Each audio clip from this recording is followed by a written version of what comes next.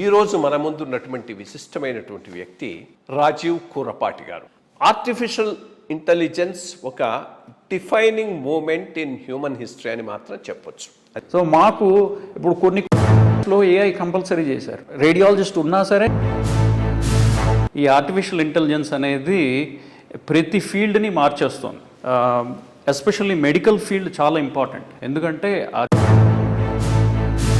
Doctors అనేవాళ్ళు వాళ్ళ role ఎలా మారబోతోంది అనేది మనం గమనిస్తే ఆర్టిఫిషియల్ ఇంటెలిజెన్స్ రెండు విధాలుగా మార్పు తెస్తోంది. ఒకటి, మెడికల్ ఫీల్డ్లో మార్పు అనేది డాక్టర్స్ నుంచి రాదు, బయట వాళ్ళని ఇన్ఫ్లుయెన్స్ వచ్చి డాక్టర్లు ఇప్పుడు ఏఐ ఏం చేసిందంటే డాక్టర్ దగ్గరికి వెళ్ళబోయే ముందే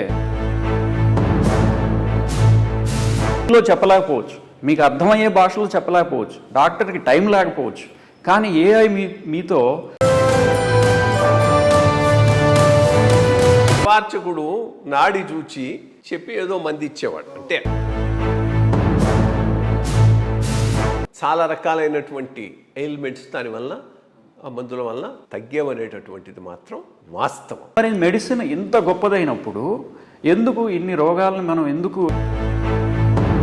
మేము ఆ డేటా ఎంటర్ చేస్తూ ఉంటేనే కంప్యూటర్ ఏఐ ద్వారా మాకు చెప్తుంది, నువ్వు ఇది యూజ్ చేయి, ఈ సిస్టమ్ యూజ్ చేయి. ఎందుకంటే నీ తెలివి యూజ్ చేయకు. డాక్టర్కి వాల్యూ ఏంటి? అప్పుడు డాక్టర్ మేము 5.5 ఏళ్ళు మెడిసిన్ చదివి ఆ తర్వాత 3 ఏళ్ళు పీజీ చదివి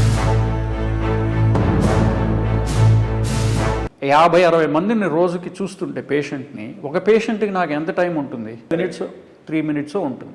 ఆ 2-3 మినిట్స్లో అది ఏఐ మనకి ఇస్తుంది అనమాట. కాకపోతే ఏఐ కొన్ని ఫీల్డ్స్ని రిప్లేస్ చేస్తుంది. ఎందుకంటే ప్యాటర్న్ రికగ్నిషన్ ఏఐ కెన్ అనేది మీకు పొట్టే కాదు, part of your work physical activity తగ్గిపోయింది. పనిలోనే ఫిజికల్ యాక్టివిటీ బిల్ట్ ఇన్. ప్రతి వాళ్ళకి నేను చెప్పేది ఏంటంటే మా పేషెంట్స్కి ఎవ్రీడే వెయిట్ చూసుకోండి మీరు. ఎందుకంటే మీరు లెటెస్ట్ ఫ్యూ కిలోస్ పెరిగా తగ్గడం కష్టం.